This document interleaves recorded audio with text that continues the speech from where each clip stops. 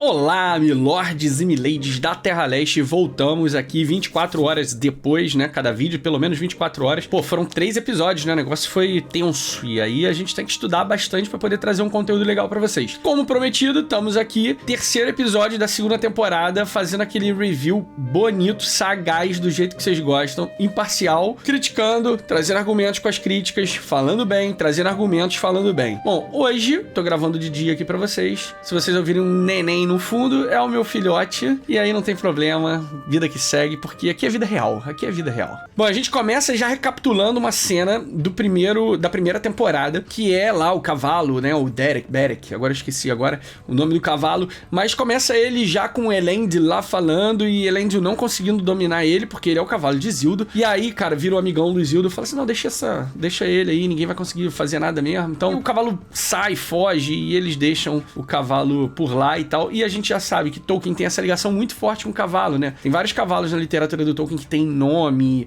que eles são, de certa forma, coadjuvantes ali nas histórias, né? A gente tem Brego, do Aragorn, a gente tem Hasufel e Arod, que são os cavalos dados pelo Elmer para o Aragorn, o Gimli, o Legolas ali. A gente tem o Shadowfax, os Cadfax. Tem vários outros cavalos na mitologia do Tolkien ali que funcionam também. Então a série não diferente para poder contribuir com isso e dar uma veracidade ali a tudo que Tolkien constrói. Eles também dão um cavalo ali muito importante, né, pro Isildur ali, que não tá nas histórias, mas é legal, porque traz esse elemento tão forte no universo de Tolkien, que são as árvores, inclusive os cavalos, né? Então tá ali, o negócio tá funcionando.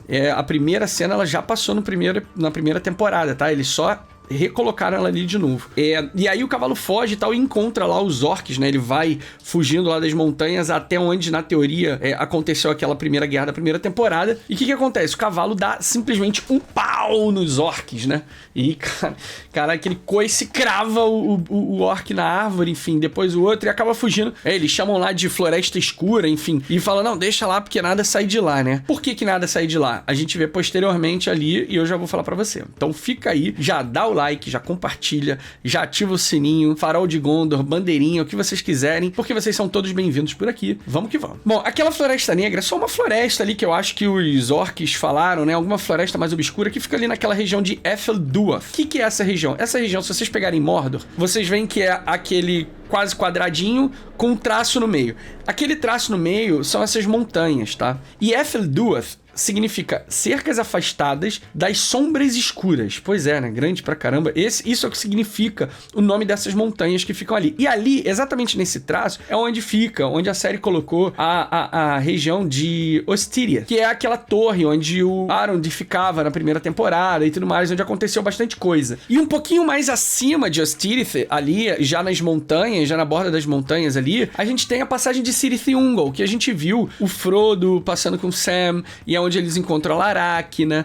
Então, assim, essa floresta, ela ficaria bem nessa região, bem por ali, entendeu? Naquelas montanhas, bem no pé daquelas montanhas, enfim, bem próximo àquelas montanhas. E aí, é por isso que a gente vê a cena seguinte, o cavalo achando um covil ali de aranhas, entrando ali, tendo aquele ataque, aquela coisa toda ali, junto com o Isildur, né? Ali o Isildur, ele tá preso já pela teia das aranhas e tudo mais, e o cavalo vai lá e ajuda ele na fuga, ajuda ele a acordar, enfim. É uma cena até bem legal e tal, bem feita, muito bem produzida, tá? As aranhas, tá bem legal a briga ali, eu gosto. O orc se soltando, ele tirando a faca do orc pra poder se soltar. Mas a única coisa que eu senti falta, de fato, foi explicar como que Isildur saiu dos escombros e foi para lá. Ah, tudo bem, a aranha foi lá, capturou ele, etc. Bababá. Dá pra entender? Dá, mas seria muito melhor se a série tivesse mostrado como que ele se teletransportou de um lugar pro outro. Pô, a série ficaria muito mais fácil, muito mais plausível e as pessoas entenderiam muito mais, entendeu? Então,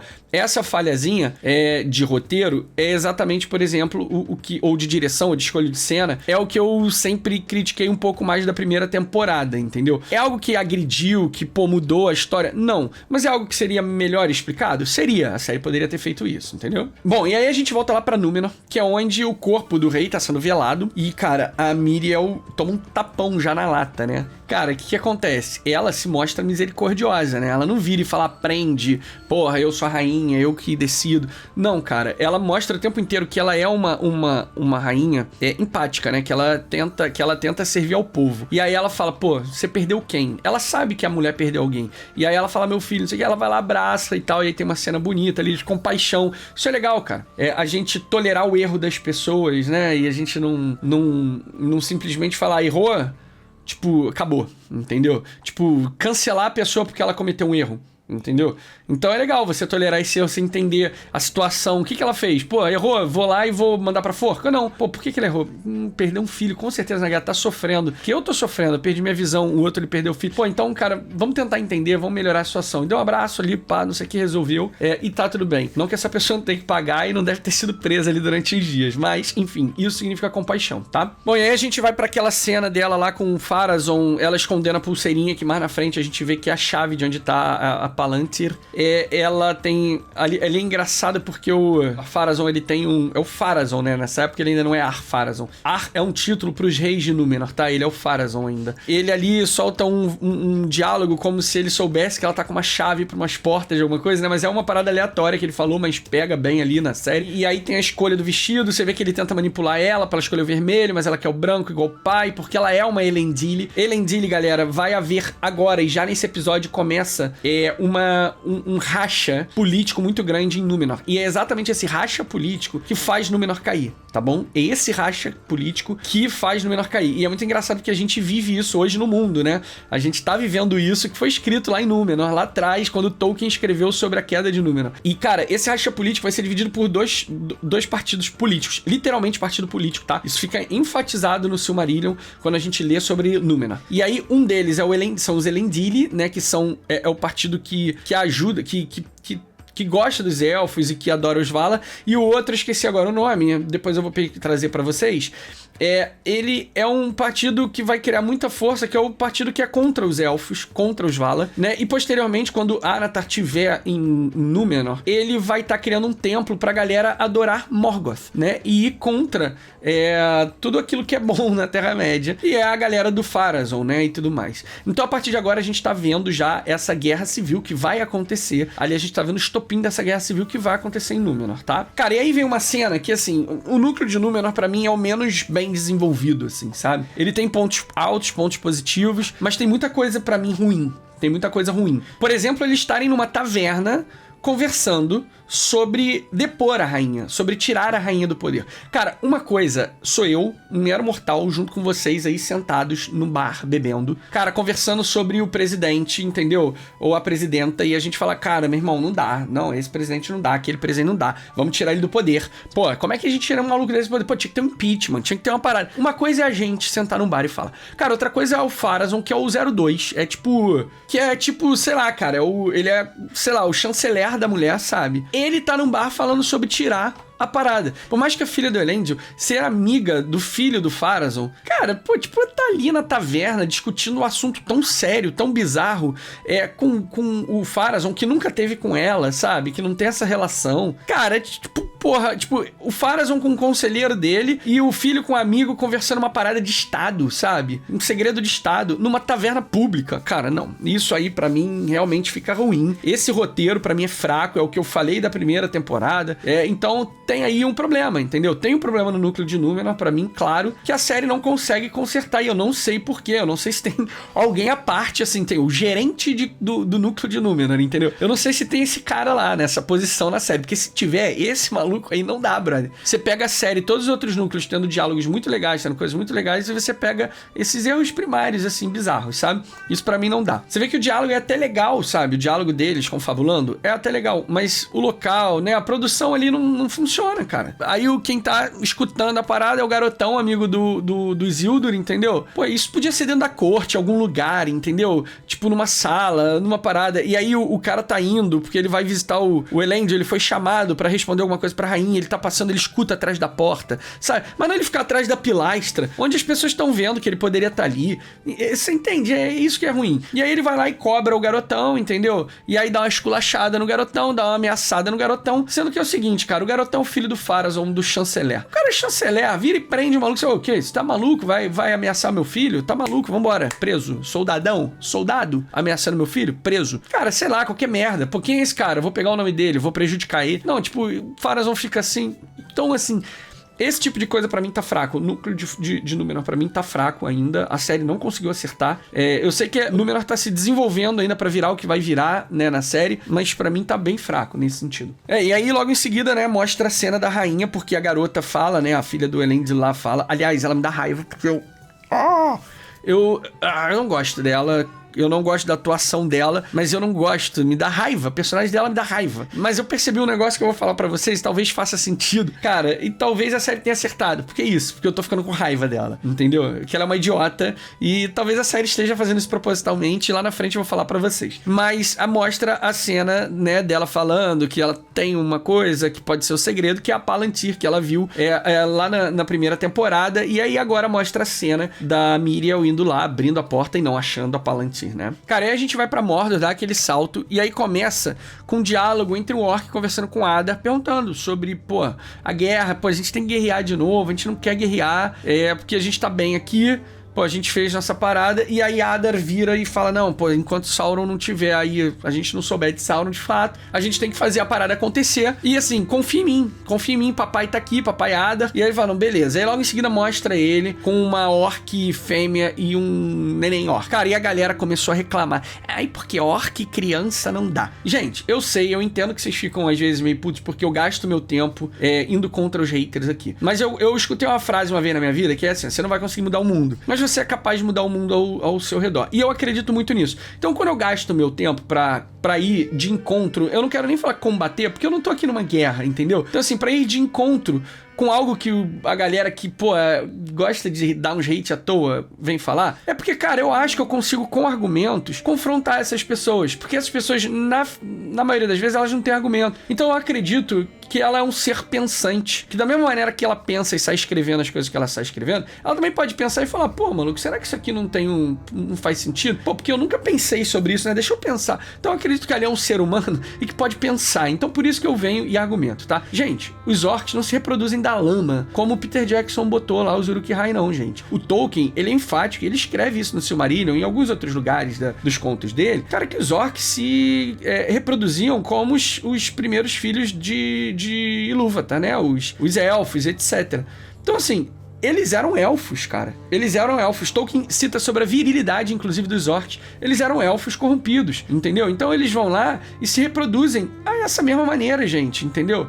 E aí, cara, estão querendo humanizar os orcs, é ridículo. Gente, os orcs, eles são humanos, tá? Eles são elfos. Eles são elfos corrompidos. Isso não tornaram eles animais irracionais, não, cara. Tornaram eles maus, tornaram eles reprodutores de coisas que fazem com eles, tá? E aí o que acontece? Quando você vive num ambiente que te fazem maldade, você passa a achar que maldade é normal. O que você faz com os outros? Maldade. Quando você vive num ambiente onde as pessoas começam a dar hate aleatório, sem argumento nenhum, entendeu? O que você passa a fazer? Puta, isso é normal. Aí o que você faz? Entra lá no Facebook, no Instagram, no YouTube das pessoas e faz o hate, sem saber o que tá fazendo, porque é normal fazer aquilo. Você é simplesmente uma reprodução do seu meio, cara. Se você vive num meio que fala mal sem argumento, você vai ser uma pessoa que vai ficar falando mal sem argumento. E os orcs é exatamente isso. Mas isso não quer dizer que eles não pensem, que eles não podem pensar, entendeu? Isso não quer dizer que você não pense, que você não possa pensar. Então os orcs pensam e eles falam, meu irmão, a gente não quer mais guerra, não. Então eles são humanizados, não é porque as pessoas estão querendo lacrar, não é nada disso. É porque os orcs vieram dos elfos, brother. E aí eles pensam, eles não são seres idiotas que não pensam. Eles vão pra guerra, eles vão contra, eles combatem contra os elfos, eles combatem contra os homens. Eles não são só animais, sabe? Eles pensam, eles têm comandantes, eles têm postos ali dentro do exército deles. Ou seja, ele tem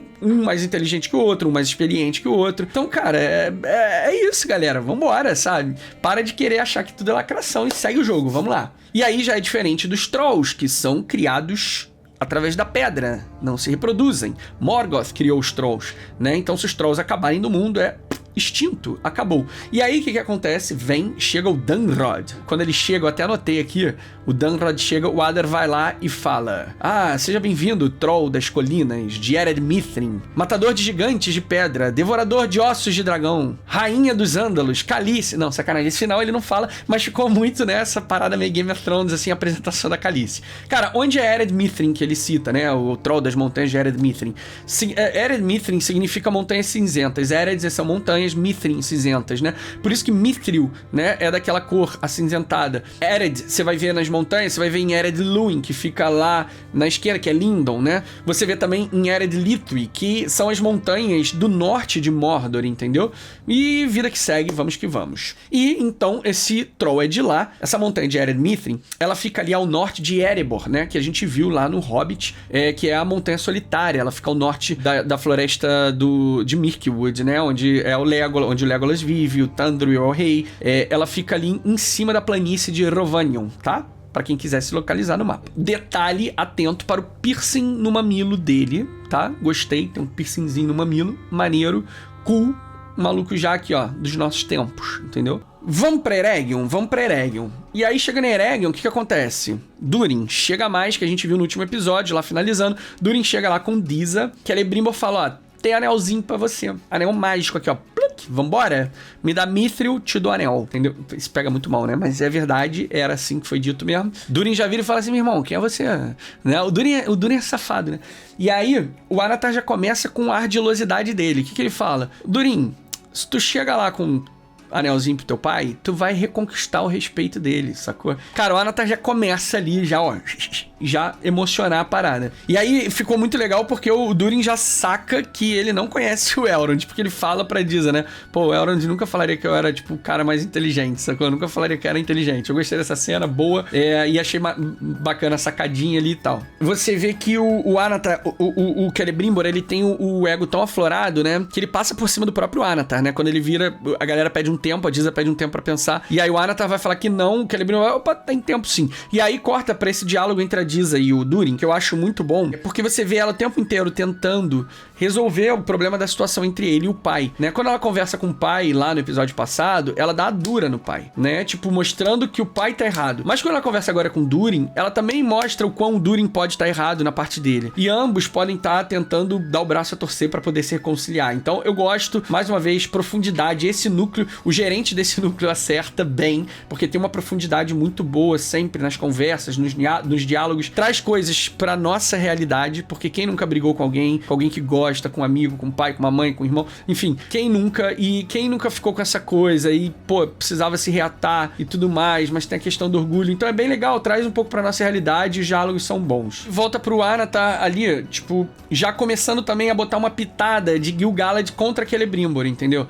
O Gil-galad não vai aprovar, meio que fazendo com que o Celebrimbor pense que essa coisa de não, vamos fazer o anel, é ideia minha. E o Celebrimbor começa a realmente pensar que é ideia dele, entendeu? Ele consegue manipular o Celebrimbor pra fazer exatamente isso. E aí o que rola? Você vê a soberba do Celebrimbor tão grande que ele vira e fala assim, porra, esse é o meu momento. Eu vou escrever uma carta pra ele porque esse é o meu momento e ele não vai tirar isso de mim. E aí ele faz isso, escreve, a Anatar fica ali olhando e mostra bem a soberba do Celebrimbor, bem como ele tá ali já encantado com a situação e que, porra, meu irmão, ele já tá completamente enganadinho, entendeu? Isildur! E aí a gente vai pra Isildur pela primeira vez, a gente volta pra esse núcleo, né? Pouco apareceu questões de Númenor nos primeiros episódios, e a gente volta e dá uma atenção maior agora pra esse núcleo. E aí a gente vê o Isildur ali começando a andarilhar, e o que ele acha ali? E aí eu acho legal, aí eu volto a falar da série, que é o que às vezes ela peca, mas agora ela acerta. Vê ele achando ali naqueles pântanos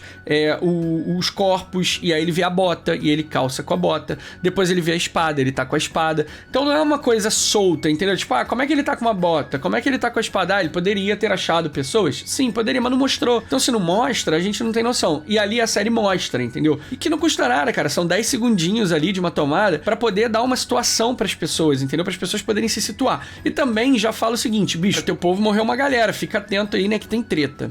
Cara, e logo em seguida ele acha também aquele outro mini acampamento, assim, né? Aquela como se fosse uma pequena comitiva ali, sido saqueada e tal. Ele começa a ver, ele acha a Estrid, né? Que é essa personagem nova que entrou. Cara, não me agride ela, né? Mas também não fede nem cheira ainda. Vamos ver como é que ela vai se desenvolver, para que ela não seja mais uma Bronwyn, né? Que a gente vai ver lá na frente. Ela não está mais nessa temporada e nem nas próximas, né? A série matou ela. E eu não sei exatamente o motivo. Eu acho que ela teve uma outra proposta, alguma outra coisa assim de uma outra série, mas ao mesmo tempo o personagem dela também não andou muito, né? Acho que foi um pouco da série tentando voltar pro eixo, tirar ela. Mas ela esfaqueia a perna dele ali, porque ela tá ali com medo, não consegue ver. E aí aquela cena ali mostra um pouco o quanto o Isildur ainda não é o Isildur que a gente vai ver ainda lá no final da série, cortando a mão do Sauron, entendeu?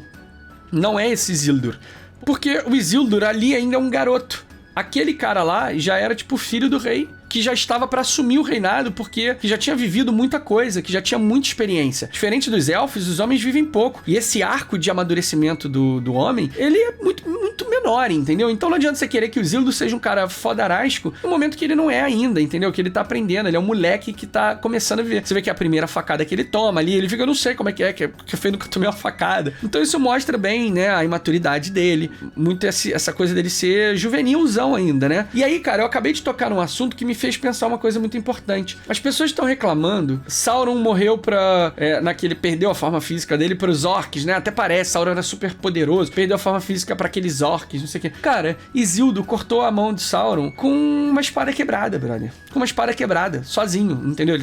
Porque Sauron foi meter a mãozinha e ele fez assim, ó, Vral. Cara, e tu tá reclamando que ele tomou uma punhalada com a coroa e depois um monte de orc enfiou a espada nele. Pô, cara, para de achar que as paradas de Senhor dos Anéis é tudo mágico, magia pra caramba. Não é. O Senhor dos Anéis, o grande legal que a gente gosta do universo de Tolkien é que a magia tá intrínseca, sabe? As coisas estão muito mais voltadas pra sabedoria e pra força da áurea da parada, pra força de vontade. E não pra pegar e tacar fireball, entendeu? E não pra pegar e sair porrando todo mundo. Não é bem assim, cara. Sauron perdeu a forma física por uma espadinha quebrada. Pô, pros orcs, extremamente factível daquela maneira que foi, tá? Volta aqui então pra Isildur. Aí Isildur vai lá, conversa com ela, com a Estrid, e ele descobre que ninguém mais tá esperando por ele, e que o povo de Númenor já voltou, e ele fica boladão com isso, naturalmente, né, porque ele, espera encontrar o povo dele, mas a Estrid vai lá e fala, cara, mas eu encontrei esse mapa aqui, e aí o mapa marcando a cidade de Pelagir, que é um porto muito legal que a gente já vai falar. Mas, é o seguinte, eu acho fraco essa cena.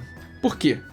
Cara, quando que uma companhia vai deixar um mapa pra trás marcado exatamente com uma trilha, estamos indo para lá, sabe? Não vai, cara, não vai deixar mapa, até porque mapa era difícil naquela época, não era, tira um print aí pra mim, não era, me manda no WhatsApp. Então assim, os mapas eram coisas importantes, instrumentos fortes de trabalho, ninguém esqueceu o mapa, ainda mais marcadinho pra onde eles iriam, até porque ninguém marcava mapa.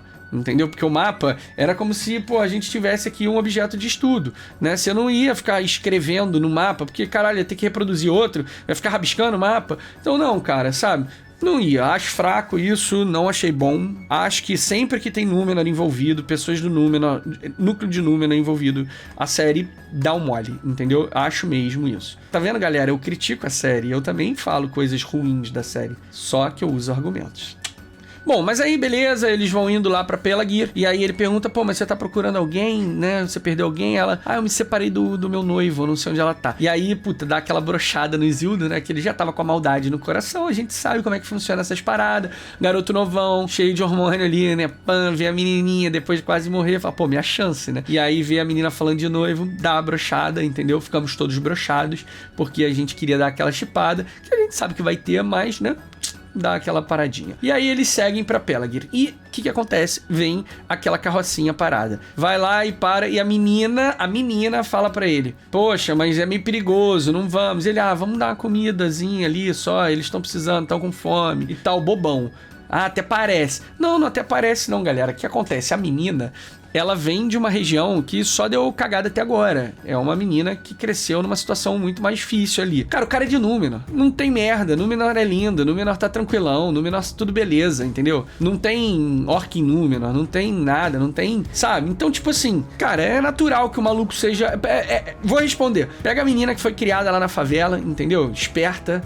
Viu maldade pra caramba acontecendo. E o cara, o moleque é um filho... Cresceu no condomínio, no playground criado pela avó. É isso que o Isildur é até agora, entendeu? O moleque lá do playground nunca desceu pra rua, nunca brincou na rua, entendeu? Soltar a pipa no ventilador. É esse é o Isildur de agora. E aí por isso ele fica com peninha que é dar a parada, entendeu? Tem explicações pra mim, fica muito claro. E aí eles tomam um pau da parada, né? E do nada chega o roubado. O que é o roubado? Quando tu vai fazer tua ficha de RPG, ou tu vai começar um joguinho novo, tu tem que distribuir ponto lá, de força, destreza, inteligência, não sei o que, pro teu personagem, o que você faz?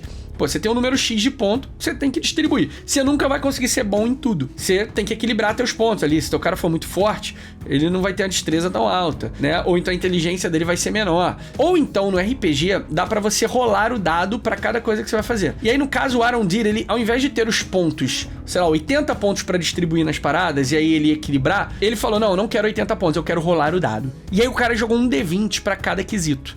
Só que o cara tirou 20 em tudo. Sabe qual é? O cara foi pro risco, ao invés de ter um número... Porque, pô, você pode falar, não quero esses 80 pontos pra distribuir, eu quero rolar o dado. Aí tira tudo 1, tudo 5. Pô, o cara, você vai ter um ogro ali. Pô, o cara não, brother. O cara tirou 20 em tudo. Ele é muito roubado, cara. A cena dele porrando é muito foda. Me desculpa, tá? Me desculpa, mas é muito foda. E é maneiro, porque a gente sabe que o ator teve que aprender capoeira. Ele ficou muito tempo estudando capoeira. Ele, pô, fez várias aulas. Ele tem maior relação com o Brasil por causa disso. É bem bacana. Depois, é Ismael Cruz. Quem quiser pesquisar um pouco sobre ele, depois pesquisa. E eu acho o ator bom, eu acho o cara muito foda nas artes ali. É óbvio que tem um monte de efeito, o cara tá pendurado pelo monte de corda que a gente não vê e tal, mas pô, os movimentos do cara são muito bons e eu acho bem maneiras as cenas dele gravadas de porrada. Solta aí, Vini, pra galera ver a porradaria comer, porque é maneira, é maneira.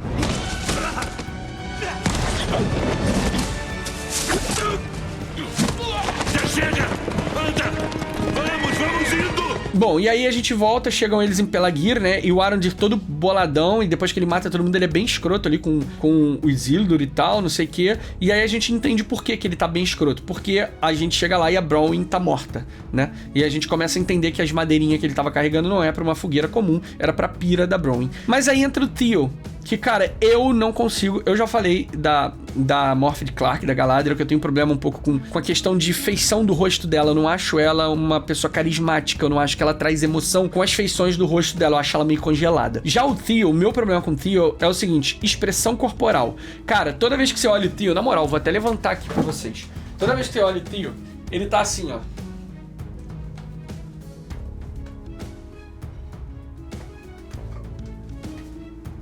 Parece um bobalhão, entendeu? Ele anda com a cabeça baixa, assim, curvada, com o ombro pra dentro. Ele é um bobalhão. Quando ele tá fugindo dos orcs, ele tá lá.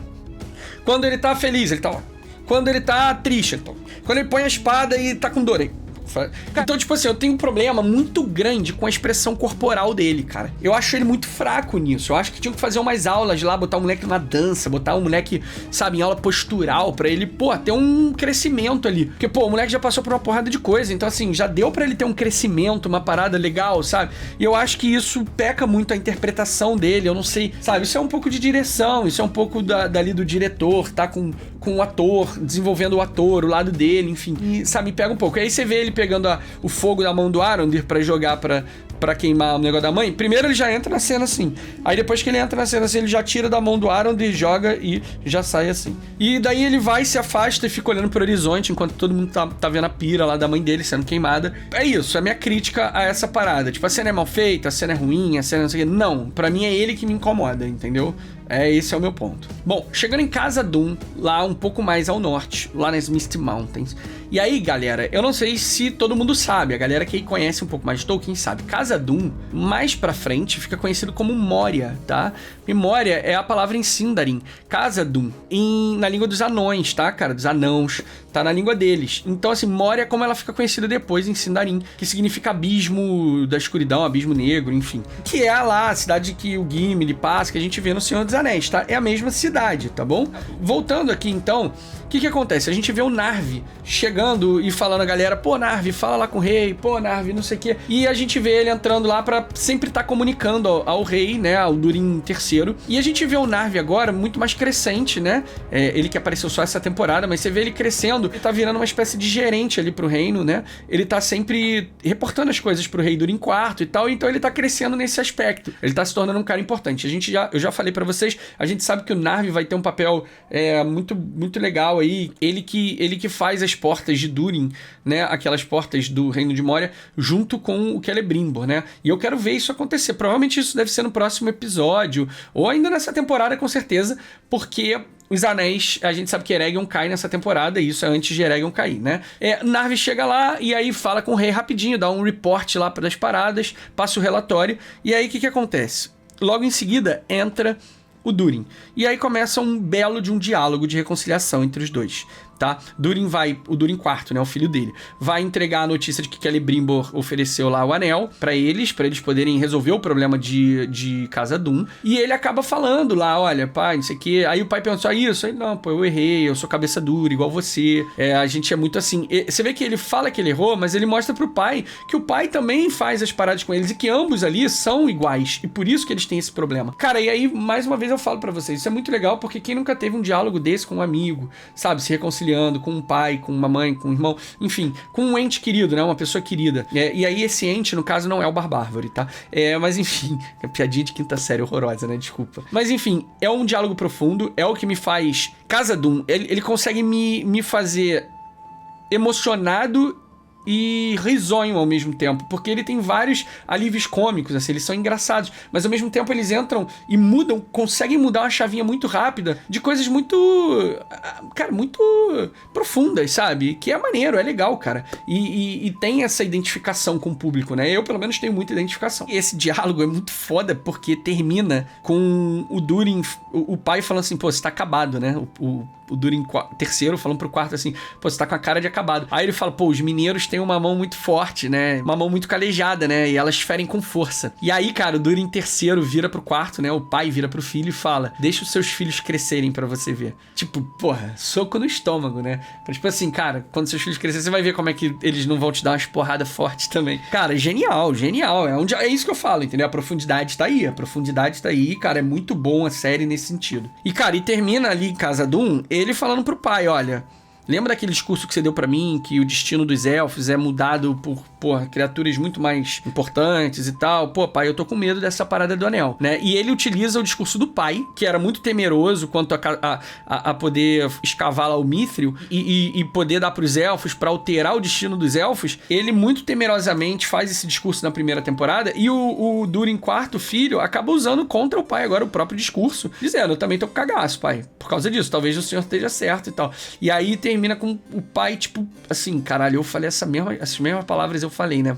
E aí vamos ver o que vai acontecer, né? A gente sabe, mas vamos ver como é que a série vai colocar isso pra gente. Pelagir! Chegamos em Pelagir, uma cidade portuária muito importante na Terceira Era do universo de Tolkien. Talvez o maior porto do Reino de Gondor, porque se desenvolveu assim durante a Terceira Era, mas não durante a Segunda Era. Durante a Segunda Era era uma coloniazinha Númenoriana, ali na Terra-média, e a cidade ali ainda tá pequenininha, você vê que é uma ruininha, uma paradinha e tal, pá, não sei o quê. E aí a cena começa com o Isildur perguntando e tal, né, pro tio, e aí o Arondir, ele puxa a responsabilidade da morte da Bronwyn pra ele. Ele diz que ele não previu que os ferimentos dela poderiam ser uma parada mais forte e tal.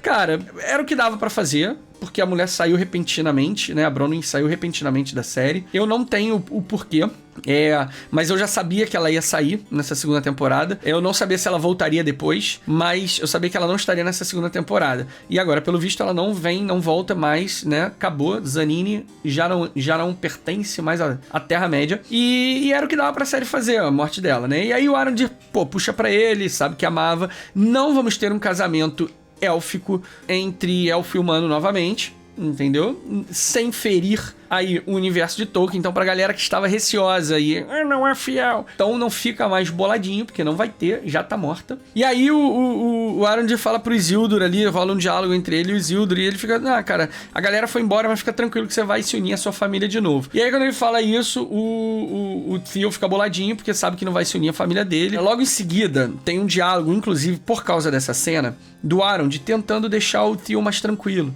E ele começa a contar a história dele, né?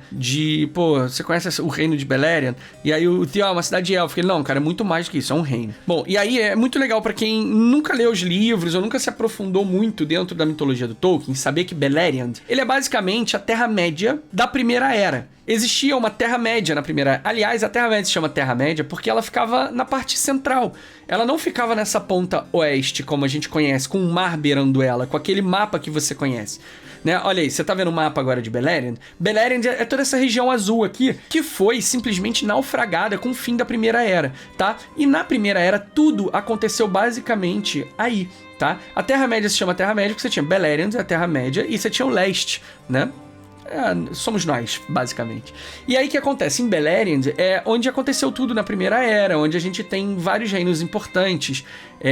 Por exemplo... Então, é em Beleriand que acontece tudo na Primeira Era, que você tem os reinos lá de Thingol, né? Você tem Doriath, que é a floresta lá de Thingol, e da Melian, que era uma maia, uma história belíssima, a mãe de Lúthien e Beren. Onde você tem o reino de Nagorthrond, que é um reino subterrâneo do Finrod, sabe? Muito legal, que foi destruído por Glaurung, o dragão, que a gente vai ver nos livros, no livro dos filhos de Húrin, sabe? Que tem lá Dor-lómin, que é de Fingon. Você tem Ithlum, que é o reino de Fingolfin, sabe? Então, cara, é ali onde tudo acontece na Primeira Era. O reino, cara, de Gondolin, que é a minha história preferida, sabe? O reino de Gondolin, que é a minha história preferida, que fica ali com o rei Turgon, um reino escondido. Tudo aconteceu ali, em Beleriand, tá? Essa era a Terra-média da Primeira Era. E aí o Arondir, ele conta essa história, que ele ficou mal, e tenta apaziguar um pouco ali o Theo. E aí, o que o Theo faz, cara? Ele manda uma parada muito escrota.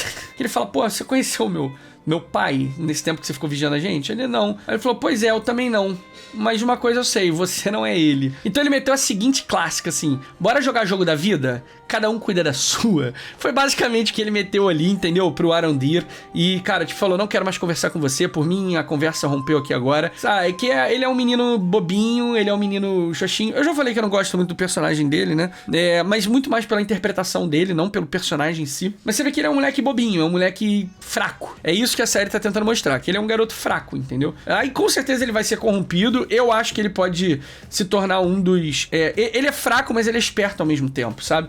E eu acho que ele pode se tornar enfim, eu não sei como é que a série vai desenvolver ele. Muita gente fala em ele ser um dos 9 Nazgûls, né? Uma vez que ele pegou aquela espada. Que eu tenho uma teoria que aquela é a espada de Eol, né? Que aquela espada é a mesma que foi parar com Túrin, a espada amaldiçoada, que foi feita com metal achado no meteoro. Que essa espada se quebrou quando Túrin se matou, né? E se perdeu, obviamente, quando Beleriand foi alagada. Eu tenho a teoria que essa espada é a mesma espada. Essa não é uma teoria, obviamente, criada por mim, isso foi falado antes, mas eu concordo com essa teoria. Acho que pode ser muito isso. Que a gente viu também é que essa espada é de certa forma amaldiçoada, e quando o Theo, ele coloca ela no punho, assim, ela fura ele, sangra, e a lâmina acaba, né, aparecendo. Então, assim, eu acho que o Theon tem alguma maldade ali no coraçãozinho dele, e como por ele ser fraco, eu acho que ele vai ser corrompido futuramente na série. E aí, troca de cena, o Theo começa a conversar ali com Isildur, né, e aí Isildur conta um pouco sobre Númenor, fala que aquilo é um aqueduto, pá, e aí sempre... Cara, o Theo, pra mim, ele é o típico reclamão. Ele é o reclamão. Ele é o maluco hater. Que o maluco quer reclamar de tudo. Ele não sabe nem por que ele quer reclamar, entendeu? Vai lá o Isildur e fala, pô, essa aqui os Númenóreanos fizeram. Pô, que fonte de merda, né? Nem sai água. Aí ele fala, cara, isso não é uma fonte. Isso é um aqueduto. E ele serve pra levar água pras casas, né? De vocês e tal, das pessoas, dos homens. Os homens não são capazes de construir isso. Cara, você devia ir a Númenor, então, pra ver a parada. Aí só falta falar, Númenor nem deve existir. Entendeu? Tipo, tudo ele reclama e, cara, o cara não tá nem ali tentando resolver o negócio. Mas, enfim, é esse o Theo. E aí ele vira e fala, pô, você quer pegar o teu cavalinho de volta? Eu te ajudo. Aí ele mete essa, pede pra pegar uma espada, beleza. E aí já troca a cena pra noite, quando eles vão se encontrar. Isildur vê a Istrid e conversa com ela. Talvez seja o diálogo mais profundo que eu já vi ali desse núcleo de Númenor. É um diálogo legal. Que ele confessa ali que, porra, a mãe dele morreu por causa dele.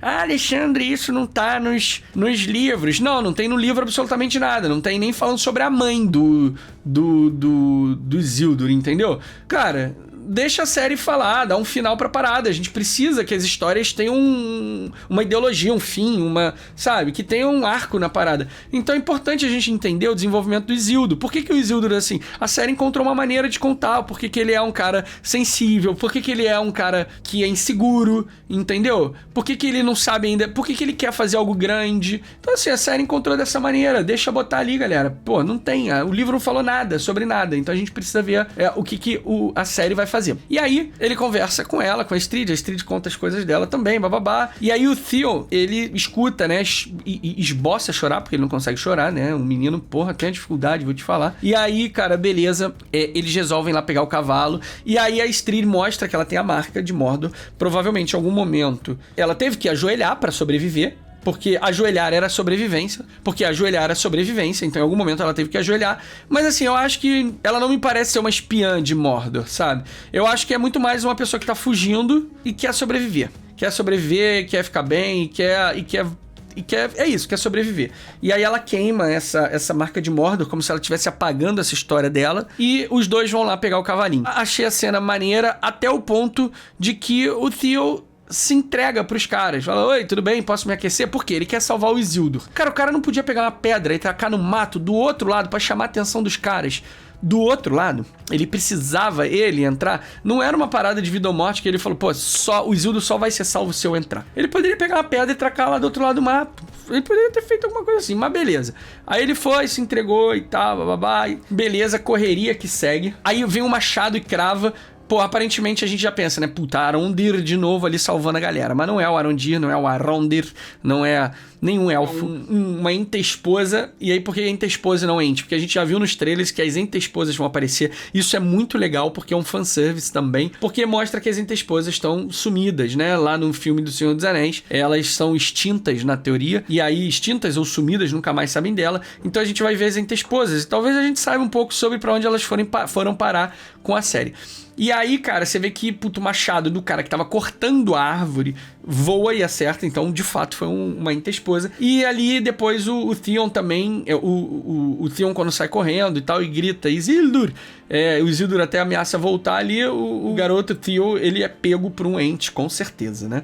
Cara, e aí a gente vai pro último arco, que é lá em Númenor, é a coroação. Eu não sei de onde as pessoas tiram que as roupas de Númenor, que Númenor tá feia e tal. Cara, quer falar do núcleo de Númenor que tá fraco nessa questão de, direção e etc? Ok, a gente fala isso. Olha essa cena aqui, ó, de detalhamento das roupas da Miriel. Cara, desse sacerdote, olha o bordado, olha a riqueza do tipo de tecido que todos estão usando. E eu vou falar uma coisa pra vocês, talvez fazerem uma reflexão. Talvez a galera que esteja reclamando, tá reclamando, por quê? Porque não tá tão familiarizado com esse tipo de roupa. Por que não? Porque a maioria dos filmes, série, contos, fantasias que a gente assiste, ela é pegada e regada muito mais ali com a questão europeia. Sabe, dos vikings, ou então com a Inglaterra, com aquela região ali da Grã-Bretanha, né? Todas essas coisas épicas que a gente vê dessa região, cara. E o que acontece? É muito diferente a cultura dessa região pra região, por exemplo, do Egito, que é onde Númenor foi baseada. Númenor é baseada na região do Egito,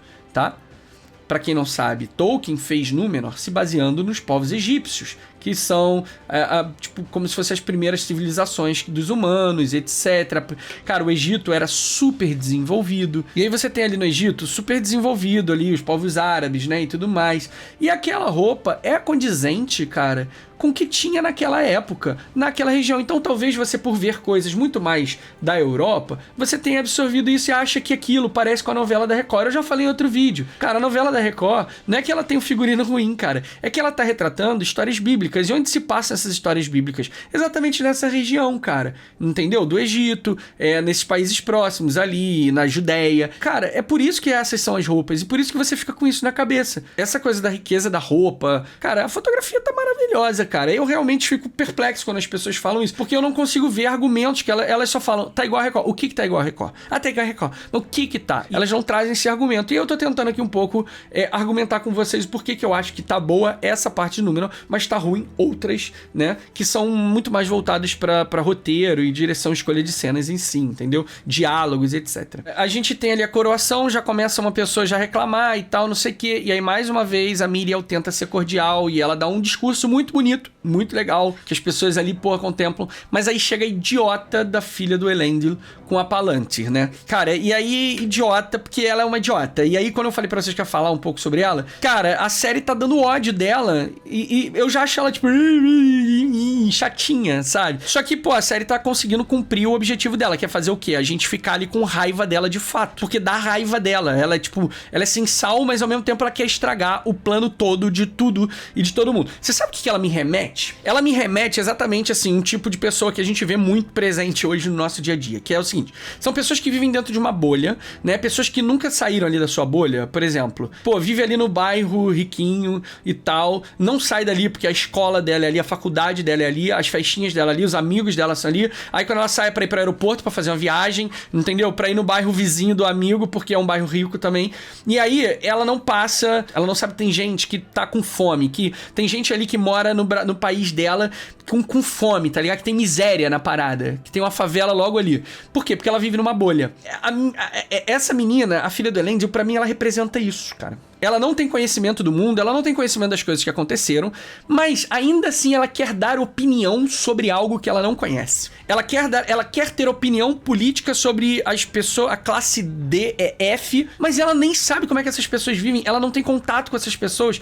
Por que maldição ela precisa ter opinião sobre essas pessoas? Entendeu? É isso que ela me retrata. E a série tá mostrando isso, e eu fico com ódio, porque eu tenho ódio dessa situação, mas a vida tá cheia de pessoas assim, tá tudo bem, a gente tem que aprender a conviver com elas. E aí o pai dela, né, tem um senso ali de, porra, cala sua boca, tipo, cala a boca, né, tipo, todo mundo fica quieto, porque, porra, o pai fica com raiva, porque o pai é um cara vivido, é um cara que tem experiência, né, não tipo, pô, ele olha e vê a filha como uma adolescente birrenta, entendeu? Ela não tem noção do que aconteceu no mundo, nas coisas que estão acontecendo, pra ela poder meter aquela ali de raivazinha. E aí ele vai dar uma brecada, e é quando ela joga a Palantir e tal, ali no chão, e aí o Pharazôn, né, ardilosamente, porque ele sabe, né, ele não queima a Míriel. O que ele faz? Ele deixa a Míriel se queimar. Ele dá a corda pra ela. Ele vira e fala, nunca que um regente de Númenor vai usar um artefato élfico aí pra paradas. Então fiquem tranquilos, todos tranquilos, né? Que a gente, pô, nunca que vai usar. E aí a Míriel vai lá e fala, não, peraí, não vai destruir isso. Aí não, vamos destruir, pô, destrói essa parada aí, pode destruir. E aí ela vira e fala, não vai destruir nada não, essa parada é minha, a gente precisa dela, né? E aí é quando o Elendil tenta pegar e talvez ele não tenha a força ainda que deveria se ter pra ver. Na verdade eu não sei porque, eu não sei porque a série fez isso, eu não sei a explicação. A filha dele viu, ele não viu, ele não conseguiu, mas por que a filha conseguiu? Eu não sei ainda, né? Porque a Palantir não é uma coisa negativa, ela não é pro mal. Mas ele, enfim, não consegue enxergar e dá aquela merda. E foi dada a largada pra Guerra Civil em Númenor. Foi dada a largada, a galera já começa a ficar puta e tal, não sei o que. Aí tem um resquício de dar bom, que é o quê? A águia chega, Gwainhir chega lá. Quer dizer, eu chamo de Gwainhir, tá, gente? Porque Gwainhir é a águia principal, que também são Maiar, tá, gente? As águias também são Maiar. E por que eu chamo de Gwainhir? Porque como ela é a principal, eu creio que quando aparece uma só, é ela que tá ali, então por isso que eu chamei e deduzi que fosse Gwainhir. E aí ela chega ali pra dar uma fidedignidade à coroação da Míriel. Mas aí o que acontece? Fake news. O amiguinho lá do Pharazôn vê a cena do Pharazôn indo lá, o que ele aproveita? Ele pega a imagem do Pharazôn na frente de Gwainhir, ele pega aquela picture ali, aquela imagem e solta fake news, que é o quê? É pegar uma imagem fora de um contexto, entendeu? E transformar ela pro seu próprio bem, né? E aí ele começa a gritar, a águia escolheu Pharazôn, Pharazôn, a águia escolheu Pharazôn. E cara, não, a águia tava ali pra coroação da Míriel, entendeu? Então, mas você tira do contexto, você conta a história que você quer, e aí você repete uma mentira, todo mundo acredita, e aí é isso aí, tem um monte de gente bobona no mundo, lá em Númenor também tem um monte de gente bobona, a filha de Elendil, né, e vide os outros que ficam gritando Pharazôn lá. E aí pronto, guerra civil, só que o Pharazôn, pra poder assumir, ele vai casar força com a prima, eu acredito que isso vai acontecer ainda, pra ele poder ter o sangue real, e ela vai ser de certa forma aprisionada por ele, né, porque ela não vai ter força nenhuma, mero fantoche dele ali, porque ela não vai poder fazer porra nenhuma, porque ela vai estar casada à força com ele. Então Númenor já tá começando aí pra sua queda, tá? Ainda falta o Anatar vir pra cá, pra poder corromper mesmo a galera, mas esse é o start. É o start da divisão ali dos Elendil com aqueles outros que vão adorar Melkor, né, futuramente. E a cena que termina esse episódio é justamente voltando lá pra Eregion, com o Sauron de fato colocando a sua vontade nos anéis que vão ser feitos agora. Quando ele pega ali a Mithril, né, e ele de fato joga ali na forja, no metal derretido, pra ele poder se misturar. O Celebrimbor tá indo jogar, ele não, daqui, ele pega e ele joga. E aí os anéis, obviamente, agora estão com a vontade dele, e esses são os anéis que a gente já vê que seriam feitos com as vontades dele, né? E aí, galera, a gente termina termina esse terceiro episódio. Achei esse episódio um pouco mais fraco do que o primeiro e o segundo. Achei ele com algumas, eu não vou dizer falha, mas coisas que poderiam ter sido melhor explicados, coisas que poderiam ser um pouco mais, digamos que, emocionais. Cenas melhores escolhidas pra poder guiar um pouco mais, mas não achei ele com saldo negativo. Achei que ele caiu em relação ao primeiro e segundo.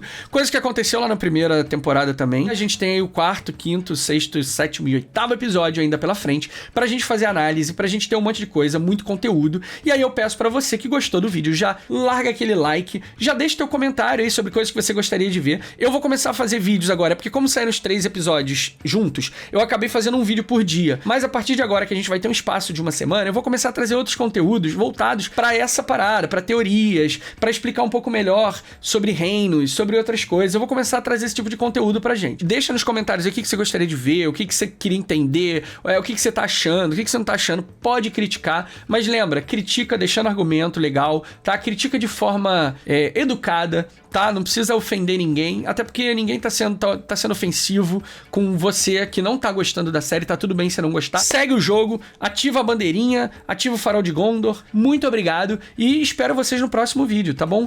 Um abraço, fiquem com Iluvatar na Maria pra todos vocês. Fui!